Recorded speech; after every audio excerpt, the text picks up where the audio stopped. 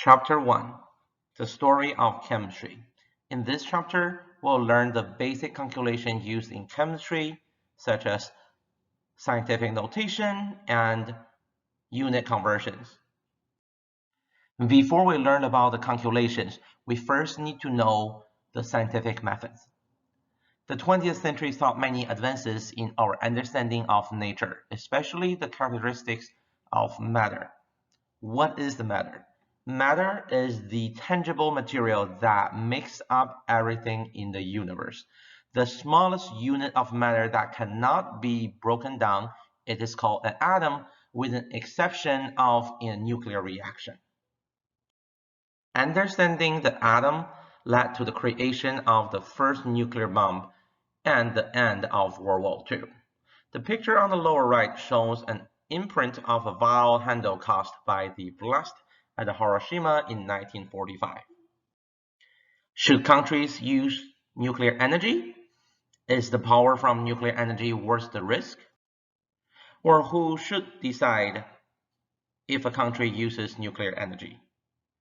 In order to weigh in on these type of questions, it is important to know how science works. This course will help you develop the skills to answer these and other questions that require scientific knowledge.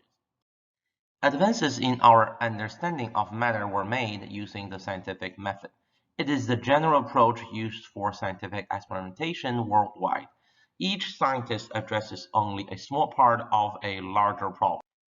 Then, scientists submit their findings to journals, which use the peer review process for evaluation.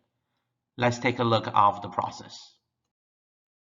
Scientists first study a question. Then they write about their results on paper.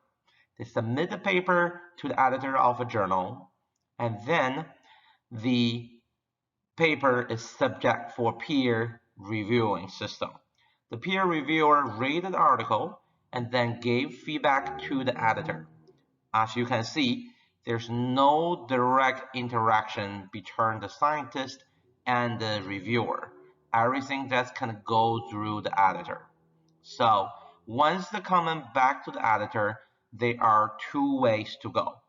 Number one, if the article does not meet the scientific standard of that journal, this paper will be rejected.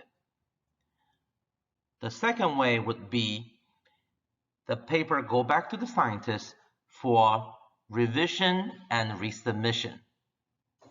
The scientists resubmit their paper back to the editor, and then the editor will forward to the reviewer to see if there's any further feedbacks or revisions needed. If not, this article will become published.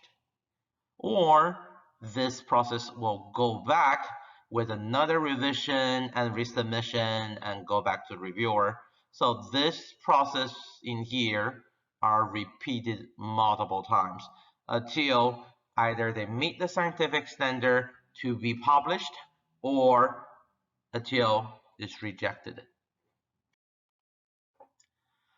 The scientific method starts with an observation. For example, the picture on the left, after you spread your butter on a toast, it falls off the table with a butter side down. And then you want to come up with a hypothesis. So what is a hypothesis?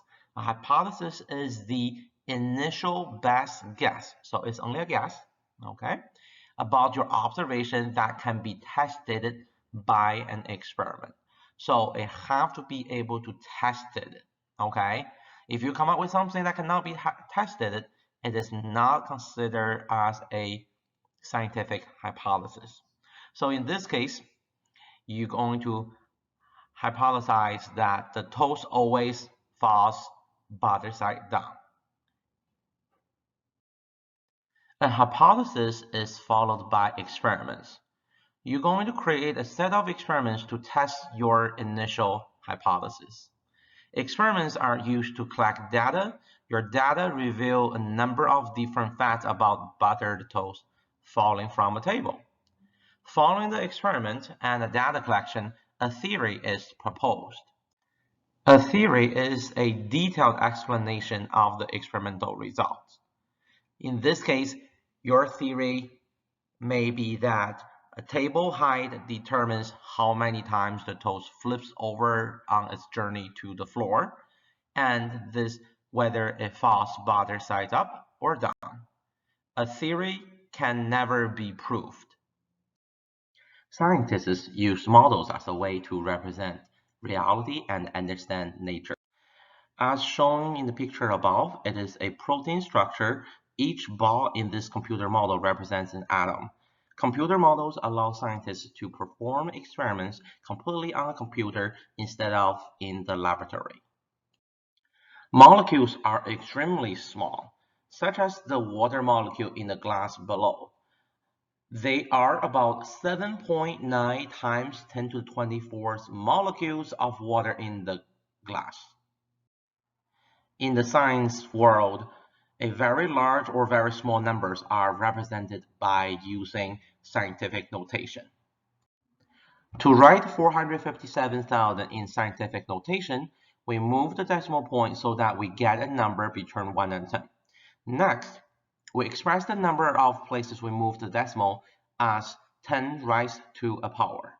So 457,000 becomes 4.57 times 10 to the 5. The 4.57 is the number part. This is the part that needs to be between 1 and 10. And then the 10 to the 5 is the exponential part. Larger numbers have positive exponents. Small numbers have negative exponents. Let's take a look at another example given on this slide. The question is given to you as in scientific notation, 7.9 times 10 to the 24th. And if you convert this into a decimal format, it is 79 followed by 23 zeros. So when you're converting from scientific notation to decimal format, you simply move the decimal place of 7.9 to the right by 24 spaces to get the correct answer. Let's take a look at the summary page. You have 5,630,000, this number right here.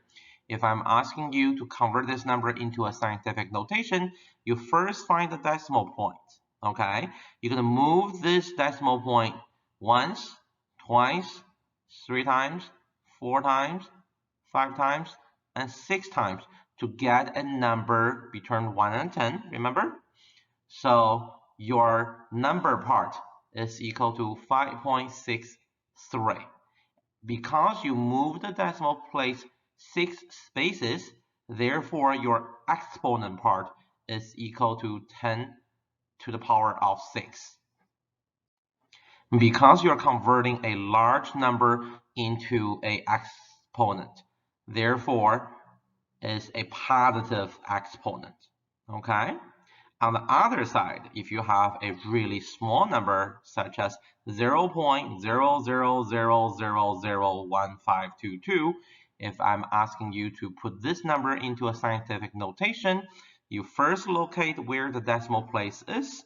You're going to move it to the right once, twice, 3 times, 4 times, 5 times, and 6 times to get the number part in between 1 and 10. So you're going to have your number part as 1.522. Because you move your decimal point 6 times to the right, so that you're going to have your exponent as 10 to the minus 6. Why the exponent is minus 6? 6 is coming from you moving your decimal 6 times. The minus, because you begin with small numbers, therefore your exponent is a negative. This page shows you how to enter a scientific notation into a calculator. The number that we want to enter is 1.24 times 10 to the minus 26, okay? Depending on what models you have, the keys are slightly different. For example, in this model that we have here, you're first going to enter the number part as 1.24. And then you're going to find the EE key or exponent key or 10 to the y's power key. Okay, you're going to press that. And then you're going to either enter a minus 26 for some models, or you're going to enter the 26 first and then press the plus negative sign to make it a negative. Okay, so that's how you enter your scientific notation into a calculator.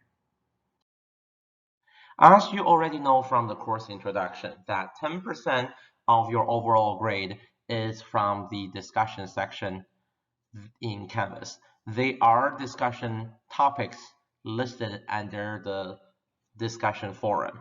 Okay, primarily those discussion topics are based off on the nature box and the green beads in each of the chapters.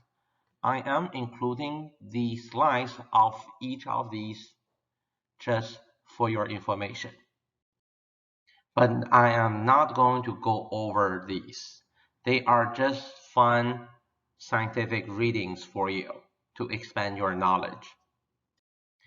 Chemists work with very large numbers of atoms because atoms are very small. The metric system is very useful when dealing with very large or small numbers because they're based off 10.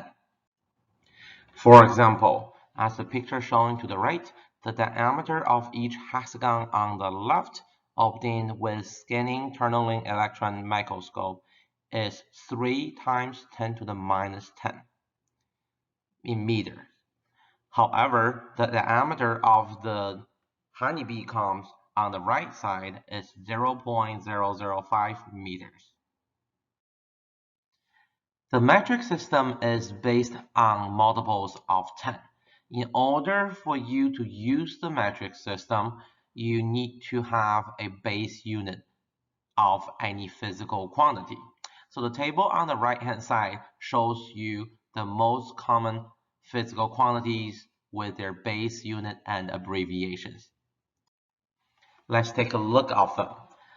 The first one is the number of entities. We usually measure in moles, M-O-L-E, and it is abbreviated as MOL. We will get into the mole concept later in the chapter. I believe this is in chapters 3 and 4. And other base unit you're more familiar with are length. They usually measure in meter. The mass, they measure in grams. Volume, they measure in liter. Temperature, measure in degrees Celsius. Time, measure in seconds. And obviously, that's not really relevant to this course, but very common in your daily life is the information storage. They usually measure in bytes. Multiples of 10s are created by adding a prefix to each base unit. For example, the base unit for length is the meter. The prefix centi is used to show a length that is 1 out of 100th of a meter, which is equivalent to every 100 centimeters equal to 1 meter. This page that gives you a very useful metric prefix that you want to use when you're converting your unit between your base unit with a super large number or an extremely small number. For example, if your base unit is 1 meter, you're going to look at the base unit row. It says just 1 meter in here. Okay, the ratio between a kilometer. So basically, you're adding the prefix kilo in front of the meter and raise as kilometer. The abbreviation for that is km. Okay, so there are 1,000 meters in 1 kilometer, so that you can set up the ratio as 1 out of 1,000, which is equivalent to 10 to the minus 3. I think you're more familiar with such as centimeter, decimeter, millimeter, micrometer, or megameter range. But anything beyond that, such as gagameter, terameter, nanometer, picometer, femtometer, are less common for you. Again, you are allowed to use a little cheat sheet on your exam. So this table will be very useful to add on to your cheat sheet. And you're going to use this table for your homework and calculations. Conversion factors are fractions that express the same value in different units on the top and on the bottom. For instance, the relationship that you can obtain from the previous table as every 1000 millimeter is equivalent to 1 meter, which could be expressed in the following two ways. One of them will have 1000 millimeter written on the top, and then the equal quantity value as 1 meter on the bottom. Or you can simply flip them as 1 meter on the top and 1000 millimeter on the bottom. These are the two conversion factors you can obtain by simply looking at the previous metric system prefix table. These fractions are called conversion factors because they allow us to convert from one metric unit to another. The term dimensional analysis may sound fancy to you, but it is simply just a method that uses conversion factor to convert one unit to another. For instance, to convert from 0.000000003 meters to nanometers, we use the dimensional analysis as following. You first put what is given first, this number right here, multiply by the conversion factor you can obtain from the previous table. Remember that there are two ways to write the conversion factor. The other way would be simply have these two numbers flipped with 1 meter on the top and then 1 followed by 90 of nanometer on the bottom. However, the unit that you want to keep it on the top because the question is asking for nanometer, and then the unit you want to cross out, you're going to put it on the bottom. So therefore, you're going to cross out the meter when they multiply each other, and then you end up with a nanometer on the top. So simply punch into your calculator, you will end up with 0.3 nanometer. We can use dimensional analysis to convert to other metric units or English units such as inches or feet. There are several ways to express volume and in the metric system. The base unit for volume is liter. However, it is more commonly used milliliter for volume in a laboratory scale. A milliliter is equal to 1 centimeter cube, or it is equal to 1 cc. The cc is more commonly used in the medical field. So how much is 1 milliliter? If you use your finger and the size of your nail, make it into a little cube. That's approximately 1 centimeter. Here are some useful conversion factors between English and metric system. 454 grams is 16 ounces, which is also 1 pound. 1 liter, it is 1.0567 quarts. And then every 2.54 centimeter is an inch. Okay, so if there's something given you in either a metric system, like in this case, a recipe for brownie, you can simply convert it into a English system, or if there's something given to you in English, you can use the conversion factor to convert it to a metric system. Another very common scenario that requires students to do metric to English or English to metric conversion is the temperature scale. In the United States, that we are using Fahrenheit scale. Water freezing point is 32 degrees Fahrenheit. The boiling point of water is 212 Fahrenheit. However, the rest of the world is using degrees Celsius. The Celsius temperature scale, it is used to express temperature in the metric system. 0 degrees is the freezing point of water, and 100 degrees Celsius is the boiling point of water. To convert from Fahrenheit to Celsius, we use the equation. The degrees Celsius is equal to 5/9 times the degrees reported in Fahrenheit minus 32. On the other hand, when you convert from Celsius to Fahrenheit, we use the equation as the degrees reported in Fahrenheit is equal to 9/5 times the degrees in Celsius plus 32. Grams are used to express mass. Mass is the quantity of matter obtained in an object by a scale or by a laboratory balance. We can manipulate grams using metric prefixes. Here is an example. If you begin with 2260 grams of butter and we want to convert it into kilograms of butter, we obtain the conversion factor from the table prior. It is every 1 gram equivalent to 0.001 kilogram. So that the unit you don't want is grams. You're going to put it on the denominator so that when these two multiply to each other, you will end up with the kilogram from the top. So you multiply each other, you get 2.26 kilogram of butter. Seconds are used to express time. Seconds can be manipulated by using the metric prefix as well. So here is another example that 49,820 milliseconds, we want to convert it into seconds. The conversion factor between seconds and milliseconds is every 1 second, that is equivalent to 1,000 milliseconds.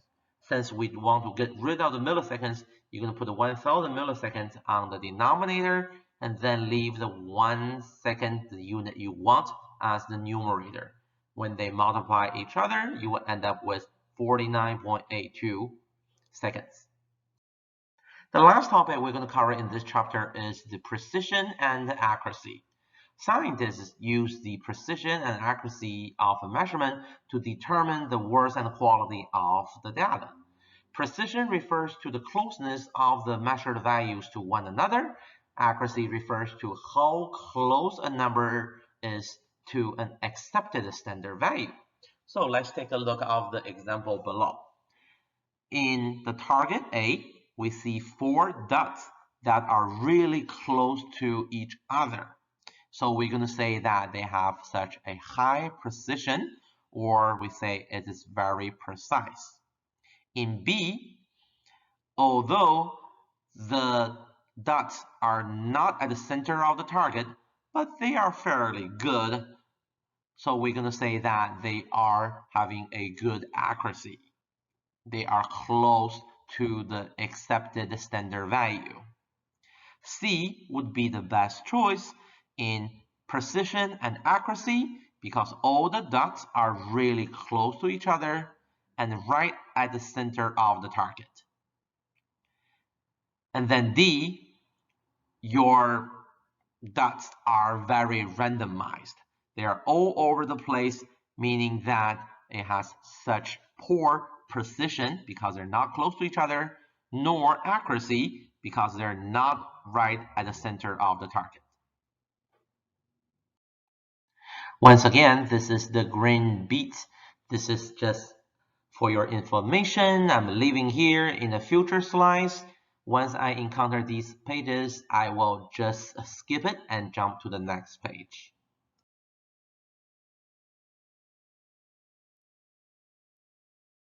At the end of my PowerPoint slides, I always try to add in some questions as a self-assessment and make sure that you know how to answer them. Okay, so I'm actually going to work these questions together with you. The first page of the question is usually just the question. On the following page, the answer and explanation will be given. Okay? Question 1.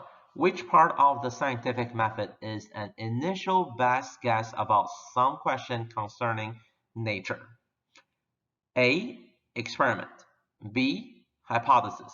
C. Theory. D, model. I'm going to give you some time to think about it. You can pause the video here and then resume after you have something in mind. This question is more of a definition question. The correct answer is B, hypothesis. Try to recall the two key points for a hypothesis. It is the initial best guess. It's a guess. And then it can be tested by experiment. Okay? Question number 2. Which part of the scientific method is a detailed explanation of the experimental results? A, law, B, hypothesis, C, theory, D, model. This is another question about definition. Feel free to scroll back to the earlier slides. I'll give you a few seconds to think about it. I'll release my answer on the next part. Feel free to pause here. The correct answer is theory. Question number 3. The grain size of a piece of very fine sand is 0.0025 inches. What is the correct way to write the number in scientific notation? A, 2.5 times 10 to the minus 3, B, 2.5 times 10 to the minus 2, C, 2.5 times 10 to the third, D, 2.5 times 10 to the second. Try to recall the page on scientific notation and decimal formats. Feel free to refer back to the page. I'll give you a minute to think about it. Feel free to pause here. The correct answer for this question is A, 2.5 times 10 to the minus 3. So you're first going to locate the decimal point. You're going to move it to the right 3 times, once, twice, 3 times, to get to the 2.5, the number part. Since you move it to the right 3 times, that'll give you 10 to the minus 3. Question number 4. Monarchy butterflies migrates 4,800 kilometers. Convert this value into meters. Choice A, 0.0048. Choice B, 4.8. Choice C, 48. And D, 4,800,000. I'll give you 30 seconds to think about it. Feel free to pause here. The correct answer for this question is D, 4,800,000. What do? This is a simple unit conversion question. It converts from kilometer into meter. You're going to look at your table, the conversion factor table. The ratio is 1,000 meter is area 1 kilometer. So you're going to begin with the 4,800 kilometer, which is given. And since you don't want the unit in kilometer, you're going to put 1 kilometer on the bottom so that the kilometer can cross out. And then on the very top, you have meter. So you have your question ended in meter here. Okay, you punch into your calculator, you have 4,800 times 1,000, you will end up with 4,008,000. If you want to convert this further into a scientific notation, you are moving the decimal place to the left 6 times. Once, twice, 3 times, 4 times, 5 times, and 6 times. Therefore, your scientific notation is 4.8 times 10 to the 6th meter. Question number 5. In a honeycomb made by bees, the diameter of one hexagonal cell is 5 times 10 to the minus 3 meters. What is the diameter in centimeters? A, 5 times 10 to the minus 1 centimeter. B, 5 times 10 to the minus 2 centimeter. C, 5 times 10 to the minus 4 centimeter. D, 5 times 10 to the minus 5 centimeter. I'll give you another minute to think about it. Feel free to pause here. The correct answer for this question is A, 5 times 10 to the minus 1 centimeter. Why is that? If you go back to the conversion factor table, that the ratio between meter and centimeter, this is what the question is asking for, is every 100 centimeter is 1 meter. So you can set up your conversion factor as this. And then you want to get rid of the meter. Meter, you're going to put it on the bottom of your conversion factor, which is crossed out with the meter that is given. And then you leave your centimeter on the top. So 5 times 10 to the minus 3 times 100, that gave you 0.5 centimeter, or 5 times 10 to the minus 1 centimeter. Okay. Question number 6. What is the base unit for quantity of entity in the metric system? A, liter, B, meter, C, second, and D, mole. This is more of a definition question. Feel free to refer back to the table of base units. I'll give you 30 seconds. The correct answer is D, mole. Question number 7. In the recipe for making metric brownies, it calls for 15 milliliters of vanilla extract.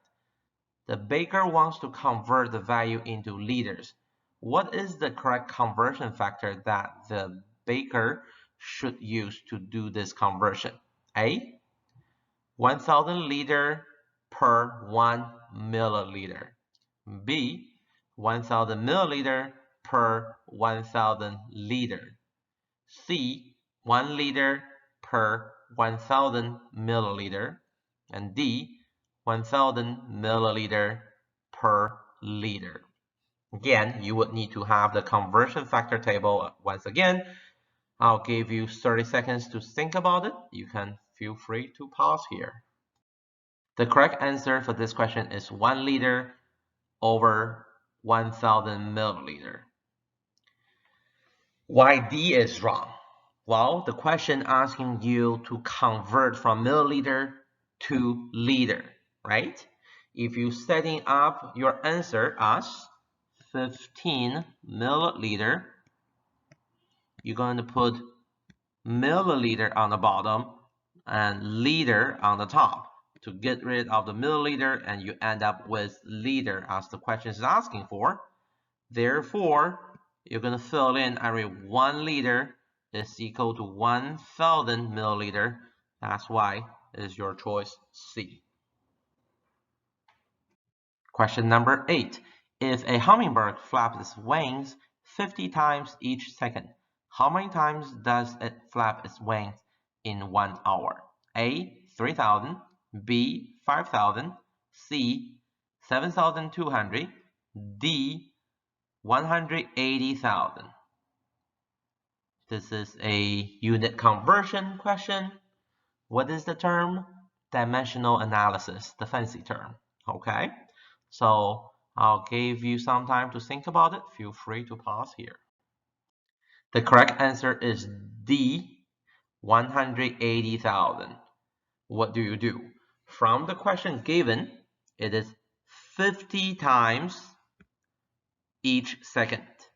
Okay, I can put it in here. The big division line meaning per or each. Okay, so it's this one reads as 50 times per second. And then we know that every 60 seconds is in a minute, every 60 minutes in an hour, so that you can cross out the seconds, you can cross out the minutes, you will end up with times in an hour. Okay, this is what the question is asking you. How many times in an hour? Okay, when you do this, everything in the numerator, you're going to multiply them across. In this case, would be 50 times 60 times 60.